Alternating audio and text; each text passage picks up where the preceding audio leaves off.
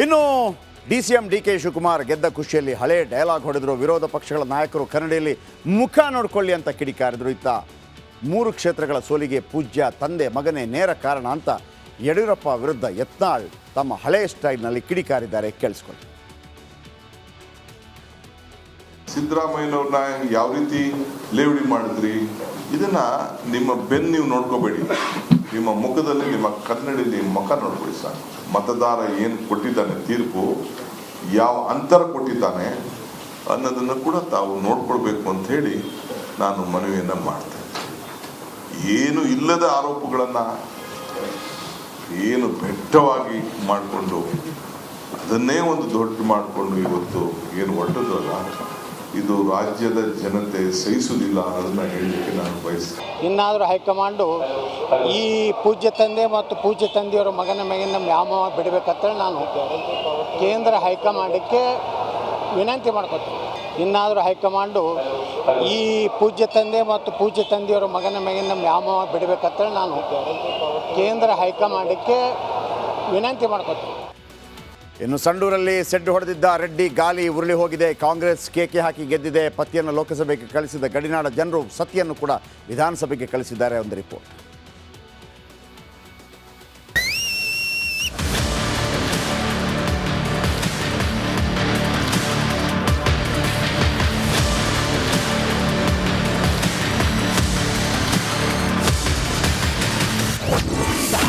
ಕಾಂಗ್ರೆಸ್ ಕೈ ಬಿಡಲಿಲ್ಲ ಸಂಡೂರು ಕ್ಷೇತ್ರ. ಸೋತ ಬಂಗಾರು ಕಾಂಗ್ರೆಸ್ಗೆ ಸಂಡೂರು. ಇಡೀ ರಾಜ್ಯ ಹಾಗೂ ದೇಶದ ಮೂಲೆ ಮೂಲೆಗಳಲ್ಲಿ ಮೋದಿ ಹವಾದಿಂದ ಕಮಲ ಅರಳುತ್ತಿತ್ತು. ಆ ಕಾಲದಲ್ಲೇ ಸಂಡೂರು ಕ್ಷೇತ್ರ ಮಾತ್ರ ಕಾಂಗ್ರೆಸ್ ಅಭ್ಯರ್ಥಿಯನ್ನ ಗೆಲ್ಲಿಸಿ ಇತಿಹಾಸ ಸೃಷ್ಟಿಸಿತ್ತು. ಇದೀಗ ಸಂಡೂರು ಉಪಚುನಾವಣೆಯ ಮತ ಎಣಿಕೆಯಲ್ಲಿ ಅನ್ನಪೂರ್ಣ ತುಕಾರಾಂ ಗೆದ್ದು ಇತಿಹಾಸ ಸೃಷ್ಟಿಸಿದ್ದಾರೆ. ಸೋತರು ತೊಡೆ ತಟ್ಟಿದ ಬಂಗಾರು. ಸೋತ ಬಳಿಕ ಮತ ಎಣಿಕೆ ಕೇಂದ್ರದಿಂದ ಹೊರ ನಡೆಯುತ್ತಿದ್ದ ಬಿಜೆಪಿ ಅಭ್ಯರ್ಥಿ ಬಂಗಾರು ಹನುಮಂತ ಕಾಂಗ್ರೆಸ್ ಕಾರ್ಯಕರ್ತರನ್ನ ಕಂಡು ತೊಡೆ ತಟ್ಟಿದ್ರು. ಭುಜದ ಮೇಲಿನ ಒಂದು ಭಾರ ಹೆಚ್ಚಾಗಿದೆ. ಇನ್ನೂ ಹೆಚ್ಚಿನ ಅಭಿವೃದ್ಧಿಯತ್ತ ನಾವು ಮುಖ ಮಾಡಿ ನಮ್ಮ ಜನರು ಏನು ನಿರೀಕ್ಷೆ ಇಟ್ಕೊಂಡರೆ ಆ ನಿರೀಕ್ಷೆಗಳನ್ನೆಲ್ಲ ಪೂರ್ಣಗೊಳಿಸುವಂಥ ಒಂದು ಹೆಚ್ಚಿನ ಜವಾಬ್ದಾರಿ ಇವತ್ತು ನನ್ನ ಹೆಗಲ ಮೇಲಿದೆ. ಸೋತರು ಕೂಡ ಜನ ಕೊಟ್ಟಿರೋ ತೀರ್ಪನ್ನು ಸ್ವೀಕಾರ ಮಾಡ್ತೀನಿ. ಮತ್ತು ಧರ್ಮ ಅಧರ್ಮದ ನಡುವೆ ಇದೆ ಒಂದು ಯುದ್ಧ ನಡೀತಾರಲ್ಲ, ಈಗ ಅಧರ್ಮ ಗೆದ್ದಿದೆ ಈ ಚುನಾವಣೆಯಲ್ಲಿ. ಹಣಬಲದ ಮುಖಾಂತರ ಅವರು ಚುನಾವಣೆ ಗೆದ್ದಿದ್ದಾರೆ. ಇವತ್ತು ಈ ಸೋಲಿನ ಹೊಣೆಯನ್ನು ನಾನೇ ಒತ್ತಿಕೊಳ್ತೇನೆ. ಇದು ಯಾರ ಮೇಲೆ ಹಾಕಲ್ಲ, ಈ ಸೋಲಿನ ನಾನೇ ಒತ್ತಿಕೊಳ್ತೇನೆ. ಸಿದ್ದರಾಮಯ್ಯ ರೆಡ್ಡಿ ಮಧ್ಯೆ ಮತ್ತೆ ಸಮರ. ಸುಮಾರು ಸಂಡೂರಿನಲ್ಲಿ 15 ದಿನಗಳಿಗಿಂತ ಜಾಸ್ತಿ ಇದ್ದಲ್ಲ. ನಾನು 3 ಡೇಸ್ ಹೋಗಿದ್ದೆ. 18 ಸಭೆಗಳನ್ನು ಮಾಡಿದೆ ನಾನು. ಎಲ್ಲಿ ನಮಗೆ ಸ್ಟ್ರಾಂಗ್ ಆಗಿತ್ತು ಆ ಸ್ಟ್ರಾಂಗ್ ಆಗಿದ್ದ ಏರಿಯಾಗಳಲ್ಲಿ ಮುಖ್ಯಮಂತ್ರಿಗಳು, ನಿಮಗೆ ಒಂದು ಉದಾಹರಣೆ, ಒಂದು ವಿಟ್ಲಾಪುರ ಅನ್ನೋ ಗ್ರಾಮಕ್ಕೆ ಹೋಗಿ ಅಲ್ಲಿ ಕೆಲವೊಂದು ಕಾರ್ಯಕರ್ತರು ಮನೆಗಳಿಗೆ ಹೋಗಿ ಅಲ್ಲಿ ಟೀ ಕುಡಿದು ಊಟ ಮಾಡ್ಕೊಂಡು ಬರ್ತಾರೆ. ಅಂದರೆ ತಾಲೂಕು ಪಂಚಾಯತಿ ಮಟ್ಟಕ್ಕೆ ಹಳ್ಳಿಗಳಿಗೆ ಒಬ್ಬ ಮುಖ್ಯಮಂತ್ರಿ ಅವರ 3 ದಿನಗಳ ಕಾಲ ಕೂಡ ಹೆಚ್ಚು ಕಡಿಮೆ 40-50 ಗ್ರಾಮಗಳಿಗೆ ಅವರು ಹೋಗಿದ್ದು ನಿಮಗೆ. ಅಂದರೆ ಎಲ್ಲಿ ನಾವು ಸ್ಟ್ರಾಂಗ್ ಇದ್ದೀವೋ ಅಲ್ಲಿ ಅವರು ಕಾನ್ಸಂಟ್ರೇಷನ್ ಮಾಡಿದರು. ಗಣಿನಾಡಿಗೆ ಎಂಟ್ರಿ ಕೊಟ್ಟಿದ್ದ ಜನಾರ್ದನ ರೆಡ್ಡಿ ಸಂಡೂರನ್ನೇ ಪ್ರಧಾನಿಗೆ ಗಿಫ್ಟ್ ಕೊಡ್ತೀನಿ ಅಂದಿದ್ರು. ಆದ್ರೆ ಅದು ಹುಸಿಯಾಗಿದೆ. ಕಾಂಗ್ರೆಸ್ ಎದುರು ಬಿಜೆಪಿ ಅಭ್ಯರ್ಥಿ ಬಂಗಾರು ಹನುಮಂತು ಮುಗ್ಗರಿಸಿದ್ದಾರೆ. Bureau report, Republic Kannada. Okay, ಕೆಲವು ಪಾಯಿಂಟ್ಸ್ ನೋಡಿದೆ. ಮತ್ತು ನಿಖರವಾಗಿ ಇಲ್ಲಿ ಯಾಕೆ ಸೋಲ್ತು ಬಿಜೆಪಿ ಅಂತಲೂ ಹೇಳ್ತೀನಿ. ಸೋತ ರೆಡ್ಡಿ, ಗೆದ್ದ ಸಿದ್ದರಾಮಯ್ಯ. ಅನ್ನಪೂರ್ಣ ಅವರು 93,616, ಬಂಗಾರು ಹನುಮಂತ 83,967, ಅಂತರ 9,649. ಸಂಡೂರು ಗೆಲುವು CM ಸಿದ್ದರಾಮಯ್ಯಗೆ ಬಲು ವಿಶೇಷವಾಗಿರುತ್ತೆ. ಯಾಕೆಂದರೆ ಎಲ್ಲದಕ್ಕೂ ಹೆಚ್ಚಾಗಿ ವಾಲ್ಮೀಕಿ ನಿಗಮದ ಹಗರಣ ಸದ್ದು ಮಾಡಿತ್ತು ಮತ್ತು ಅಲ್ಲಿ ಬಳ್ಳಾರಿ ಮೂಲವಾಗಿ ಅಲ್ಲಿ ಜಾಸ್ತಿ ಇದ್ದಾರೆ. ST ಸಮುದಾಯಕ್ಕೆ ಅನ್ಯಾಯ ಮಾಡಿದ ಆರೋಪ ಇತ್ತು. ಕಾಂಗ್ರೆಸ್ ಸೋತಿದ್ದರೆ ಆರೋಪ ಸತ್ಯ ಅಂತ ಆಗ್ತಾ ಇತ್ತು. ಅದೇ ಕಾರಣಕ್ಕೆ 3 ದಿನ ಸಂಡೂರಲ್ಲಿ ಸಿದ್ದು ಠಿಕಾಣಿ ಹೂಡ್ತಾರೆ. 18 ಕಾರ್ಯಕ್ರಮಗಳನ್ನು ಹಮ್ಮಿಕೊಳ್ತಾರೆ. ಜನಾರ್ದನ ರೆಡ್ಡಿ ಹೇಳಿದಾಗೆ ಹಳ್ಳಿಗಳನ್ನು ಸುತ್ತಾರೆ. ಸಂಡೂರು ಜವಾಬ್ದಾರಿ ವಹಿಸಿಕೊಂಡಿದ್ದ ಜನಾರ್ದನ ರೆಡ್ಡಿ ಬಿಜೆಪಿಯಿಂದ. ಜನಾರ್ದನ ರೆಡ್ಡಿ ಜೈಲು ಪಾಲಾಗಲು ಯಾರು ಕಾರಣವಾಗಿದ್ದ್ಯಾರು ಗೊತ್ತಿದೆ ನಿಮಗೆ, ಇದೇ ಸಿದ್ದರಾಮಯ್ಯ. ಬಳ್ಳಾರಿಗೆ 13 ವರ್ಷ ಪ್ರವೇಶಿಸಲು ಆಗದಂತೆ ಮಾಡಿದ್ಯಾರು ನಿಮ್ಗೆ ಗೊತ್ತಿದೆಯಲ್ಲ. ಜನಾರ್ದನ ರೆಡ್ಡಿ ಸವಾಲು ಹಾಕಿದ್ರಿ, ನನಗೆ ತಾಕತ್ತಿದ್ರೆ ಬಳ್ಳಾರಿಗೆ ಬನ್ನಿ, ನೀನೀಗ ಬಾ ತಾಕತ್ತಿದ್ರೆ ಬಳ್ಳಾರಿಗೆ ಅಂತ ಒಂದು ಸವಾಲು ಹಾಕಿದ್ರು, ಭಾಳ ಫೇಮಸ್ ಆಗಿತ್ತು. ನಂತರ ಬಂದರು. ಮೊನ್ನೆ ಅವರ CM ಅವರ ಕಾರು ಹೋದಾಗ ಕಾನ್ವೆ ಮುಂದೆ ಒಂದು ಎಗರಿಸ್ಕೊಂಡೆಲ್ಲ ಹೋದ್ರೆ ಎಲ್ಲ ಆಯ್ತಲ್ಲ. ಆದರೂ ಕೂಡ ಬಂಗಾರು ಹನುಮಂತ ಅವ್ರದ್ದೇ ಕ್ಯಾಂಡಿಡೇಟ್. ಯಾರ್ದು? ಜನಾರ್ದನ್ ರೆಡ್ಡಿ. ಎಲ್ಲದಕ್ಕೂ ಸಿದ್ದು ಕಾರಣ ಎಂಬ ಸಿಟ್ಟು ಜನಾರ್ದನ್ ರೆಡ್ಡಿಗಿತ್ತು, ಸೋಲಿಸಲೇಬೇಕು ಅಂತಿತ್ತು. ಇದೇ ಕಾರಣಕ್ಕೆ ಬಂಗಾರು ಪರ ಜನಾರ್ದನ್ ರೆಡ್ಡಿ ಅಬ್ಬರಿಸಿದ್ರು. ಸಂಡೂರು ಸೋತರು BJP ಬಂಗಾರು, BJPಗೆ ಬಂಗಾರ 2023ರಲ್ಲಿ 49,000 ಓಟು BJPಗೆ 2023ರಲ್ಲಿ ಮತಗಳನ್ನು ಗಳಿಸಿತ್ತು ಕೇಸರಿ ಪಡೆ. ಈ ಬಾರಿ 83,967 ಮತಗಳನ್ನು ಪಡೆದ BJP. ಅಂದರೆ ಬಂಗಾರ ಹನುಮಂತು ಭಾಳ ಫೈಟ್ ಕೊಟ್ಟರು ಅಂತ ಹೇಳ್ತಾರೆ. ನೋ, ಫೈಟ್ ಕೊಟ್ಟಿದ್ದು ದಣಿ ಜನಾರ್ದನ್ ರೆಡ್ಡಿ. ಯಾಕಂದರೆ ಕಳೆದ ವಿಧಾನಸಭಾ ಚುನಾವಣೆಯಲ್ಲಿ ಜನಾರ್ದನ್ ರೆಡ್ಡಿ ಪಾರ್ಟಿ ಕೂಡ ಅಲ್ಲಿತ್ತು. ಅರ್ಥ ಆಯ್ತಾ? 31,375 ಮತಗಳನ್ನು ಪಡ್ಕೊಂಡಿತ್ತು.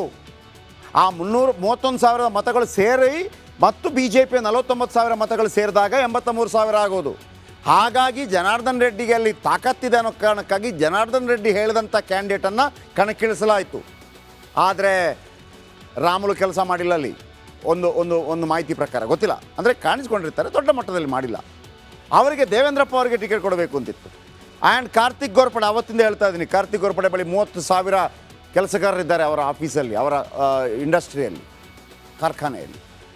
ಅವರು ಕೂಡ ದೇವೇಂದ್ರಪ್ಪ ಮೇಲೆ ಪ್ರೀತಿ ಇತ್ತು. ಅವ್ರು ಸ್ವಲ್ಪ ಸೈಲೆಂಟ್ ಆದಾಗ ಅವರಿಬ್ಬರು ಮನಸ್ಸು ಮಾಡಿದರೆ ಇದು ಗೆಲ್ಲೋದು ಕಷ್ಟ ಆಗಿರಲಿಲ್ಲ. ಹಿಂಗಾಗಿದೆ. ನೆಕ್ಸ್ಟ್, ಇನ್ನು ಸಂಡೂರಲ್ಲಿ ಸೆಡ್ಡು ಹೊಡೆದಿದ್ದ ರೆಡ್ಡಿ ಗಾಲಿ ಉರುಳಿ ಹೋಗಿದೆ. ಕಾಂಗ್ರೆಸ್ ಕೇಕೆ ಹಾಕಿ ಗೆದ್ದಿದೆ. ಪತಿಯನ್ನು ಲೋಕಸಭೆಗೆ ಕಳಿಸಿದ ಗಡಿನಾಡ ಜನರು ಸತಿಯನ್ನು ಕೂಡ ವಿಧಾನಸಭೆಗೆ ಕಳಿಸಿದ್ದಾರೆ. ಒಂದು ರಿಪೋರ್ಟ್.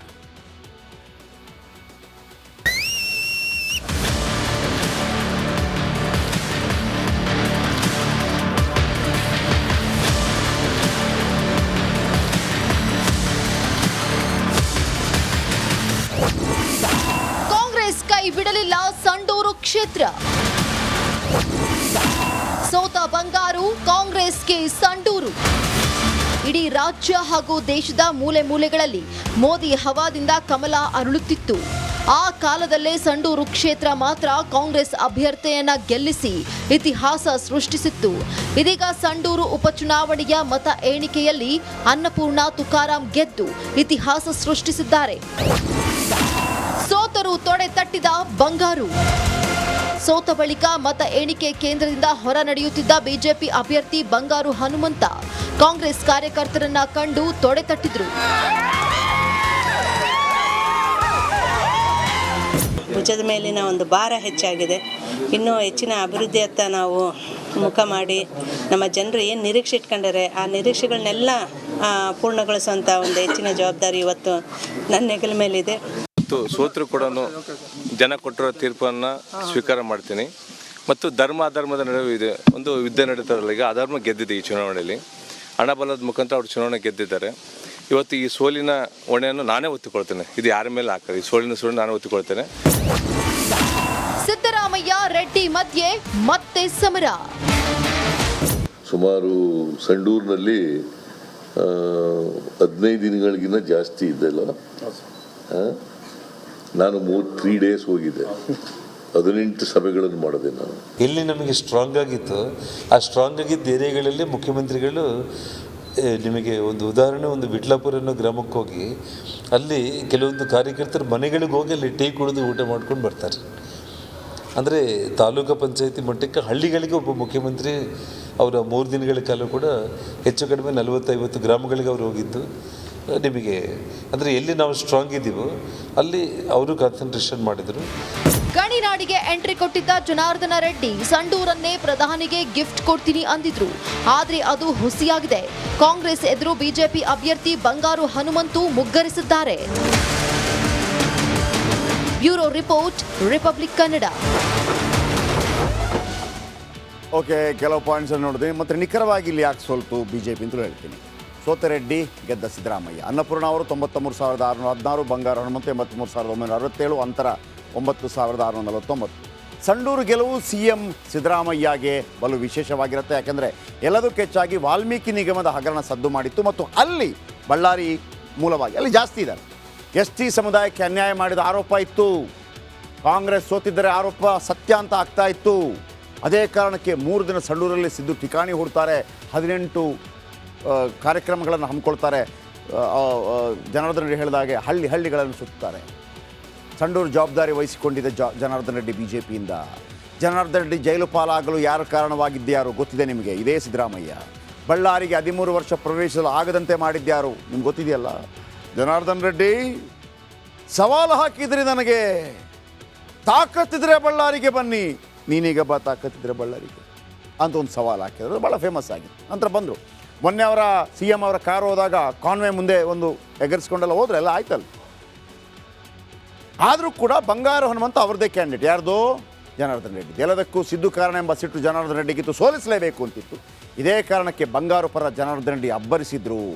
ಸಂಡೂರು ಸೋತರು BJP, ಬಂಗಾರು BJPಗೆ ಬಂಗಾರ 2023ರಲ್ಲಿ 49,000 ಓಟು BJPಗೆ 2023ರಲ್ಲಿ ಮತಗಳನ್ನು ಗಳಿಸಿತ್ತು ಕೇಸರಿ ಪಡೆ. ಈ ಬಾರಿ 83,967 ಮತಗಳನ್ನು ಪಡೆದ BJP. ಅಂದರೆ ಬಂಗಾರ ಹನುಮಂತು ಭಾಳ ಫೈಟ್ ಕೊಟ್ಟರು ಅಂತ ಹೇಳ್ತಾರೆ. ನೋ, ಫೈಟ್ ಕೊಟ್ಟಿದ್ದು ದಣಿ ಜನಾರ್ದನ್ ರೆಡ್ಡಿ. ಯಾಕಂದರೆ ಕಳೆದ ವಿಧಾನಸಭಾ ಚುನಾವಣೆಯಲ್ಲಿ ಜನಾರ್ದನ್ ರೆಡ್ಡಿ ಪಾರ್ಟಿ ಕೂಡ ಅಲ್ಲಿತ್ತು. ಅರ್ಥ ಆಯ್ತಾ? 31,375 ಮತಗಳನ್ನು ಪಡ್ಕೊಂಡಿತ್ತು. ಆ 31,000 ಮತಗಳು ಸೇರಿ ಮತ್ತು BJP 49,000 ಮತಗಳು ಸೇರಿದಾಗ 83,000 ಆಗೋದು. ಹಾಗಾಗಿ ಜನಾರ್ದನ್ ರೆಡ್ಡಿಗೆ ಅಲ್ಲಿ ತಾಕತ್ತಿದೆ ಅನ್ನೋ ಕಾರಣಕ್ಕಾಗಿ ಜನಾರ್ದನ್ ರೆಡ್ಡಿ ಹೇಳಿದಂಥ ಕ್ಯಾಂಡಿಡೇಟನ್ನು ಕಣಕ್ಕಿಳಿಸಲಾಯಿತು. ಆದರೆ ರಾಮುಲು ಕೆಲಸ ಮಾಡಿಲ್ಲ ಅಲ್ಲಿ, ಒಂದು ಮಾಹಿತಿ ಪ್ರಕಾರ, ಗೊತ್ತಿಲ್ಲ. ಅಂದರೆ ಕಾಣಿಸ್ಕೊಂಡಿರ್ತಾರೆ, ದೊಡ್ಡ ಮಟ್ಟದಲ್ಲಿ ಮಾಡಿಲ್ಲ. ಅವರಿಗೆ ದೇವೇಂದ್ರಪ್ಪ ಅವರಿಗೆ ಟಿಕೆಟ್ ಕೊಡಬೇಕು ಅಂತಿತ್ತು. ಆ್ಯಂಡ್ ಕಾರ್ತಿಕ್ ಗೋರ್ಪಡೆ, ಅವತ್ತಿಂದ ಹೇಳ್ತಾ ಇದ್ದೀನಿ, ಕಾರ್ತಿಕ್ ಗೋರ್ಪಡೆ ಬಳಿ 30,000 ಕೆಲಸಗಾರರಿದ್ದಾರೆ ಅವರ ಆಫೀಸಲ್ಲಿ, ಅವರ ಇಂಡಸ್ಟ್ರಿಯಲ್ಲಿ, ಕಾರ್ಖಾನೆಯಲ್ಲಿ. ಅವರು ಕೂಡ ದೇವೇಂದ್ರಪ್ಪ ಮೇಲೆ ಪ್ರೀತಿ ಇತ್ತು. ಅವ್ರು ಸ್ವಲ್ಪ ಸೈಲೆಂಟ್ ಆದಾಗ ಅವರಿಬ್ಬರು ಮನಸ್ಸು ಮಾಡಿದರೆ ಇದು ಗೆಲ್ಲೋದು ಕಷ್ಟ ಆಗಿರಲಿಲ್ಲ. ಹಿಂಗಾಗಿದೆ. ನೆಕ್ಸ್ಟ್